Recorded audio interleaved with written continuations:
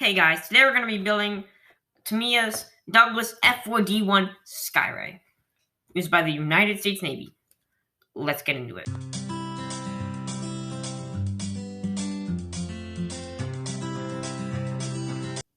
Okay guys, so I did the cockpit. You know what, I've just decided I'm not going to film the cockpit. It's a cockpit. It's just going to take up time in the video that would be taking your time, and yeah, it's just not worth it. I mean, it's just a cockpit. That's all it is.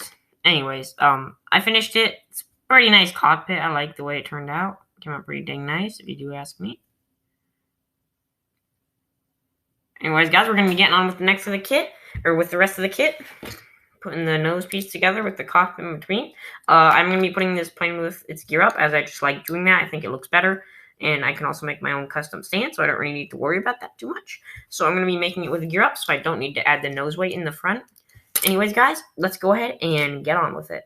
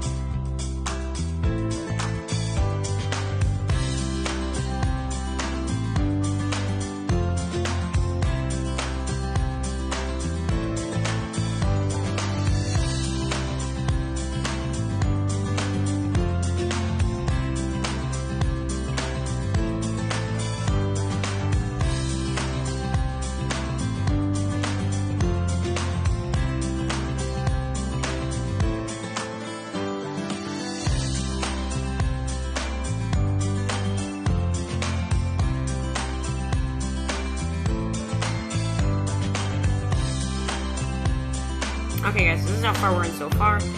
We have the main fuselage on the plane on. I did paint the burnt iron right there. As you can see, I painted some extra spots here and here. Weren't supposed to be painted, so we're just going to have to scrape those off or paint over them when I do that. I also put the tail hook on there. Put the wheel wells in. Not too much. Anyways, now we're going to be putting on the cockpit, the rudder, and the armaments. But I probably won't show the armaments just because, you know, what I like doing with my channel is, if something is literally just self-explanatory and really easy, I won't show it, because that's going to be wasting your time. Like, why would I want to waste your guys' time showing you something that I don't need to show you? You guys already know this. So I don't like to waste your guys' time, so that's why I don't show you guys the pieces that you wouldn't need to know. Like, I mean, why would I need to show you putting on the ordnance? Literally just glue some pieces in there and it's easy. Why would I want to show you putting on the tail hook? You just glue the piece in and it's easy. Same thing with the landing gear. It's very, very self-explanatory. So I make these videos to help people if they need help with a kit, if they need to know the right paint color, if they need to know the right kind of camouflage, where the decals are supposed to be, and maybe where a piece is supposed to go.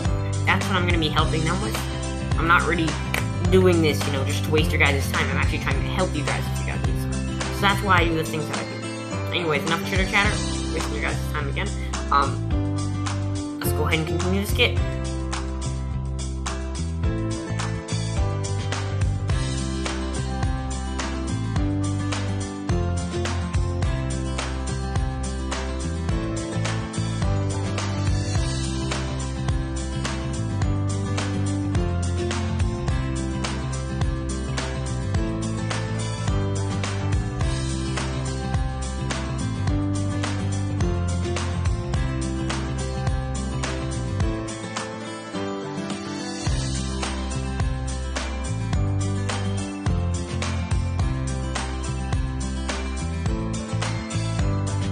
Alright guys, so we're gonna start painting.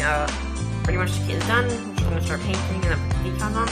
We're gonna be painting the main gray on the top of the plane, US Air Force light gray by Vallejo, and the bottom, the white part, just flat white by Vallejo. So yeah, not too much. I'm gonna show you guys putting on the first coat. Let's start.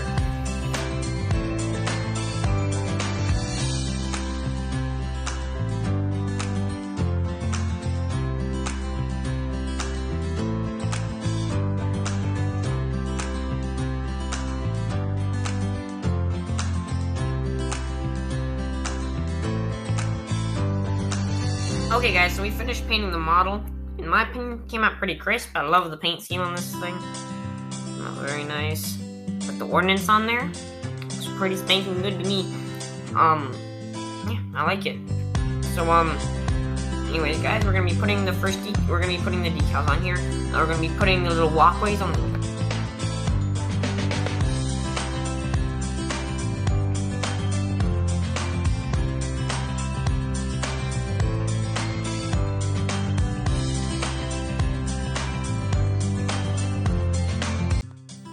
Hey guys, so it is now the end of the video.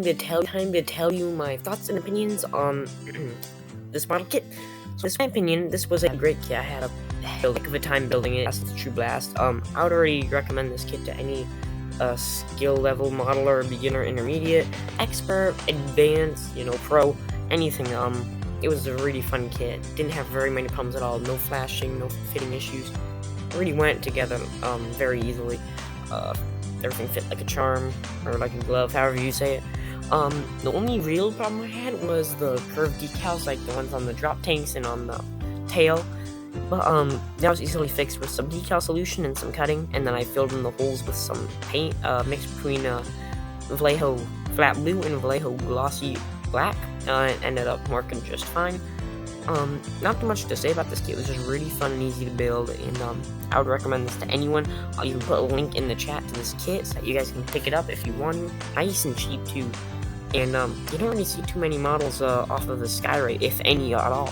So I think it's pretty cool that that a big company like Tamiya decided to take their amazing quality and make one instead of a really bad company or just not as popular company, something like Hobby Boss or some Chinese knockoff brand. So it's really cool to see a big company making a mostly unheard of plane. Now a little bit of history on the aircraft is that it was the U.S. Navy and Marine Corps' first fighter, at least, Mach capable aircraft, and that's going Mach in level flight instead of a downwards descent. So this thing was the Navy and Marine Corps' first fighter aircraft that could go Mach 1. Or exceed Mach 1 in level flight. They later renamed it the F6 Skyray. They also tried to make like a super version of this, like what a Super Hornet or Super Tomcat would be of this, or F-20 Tiger Shark. And it was the F5D Skylancer, but it ended up just coming too late. Stuff like the F4 and F4 and A4 were coming out, so they just didn't really need it, so it ended up not being made. Now, I did change my channel to American Made. If you guys haven't noticed, I hope you like that. If you want me to change it back to Boom Productions, just say. I know it's been a while since I posted, but anyways, guys, so please like and subscribe, comment, and I'll see you in the next one. Bye.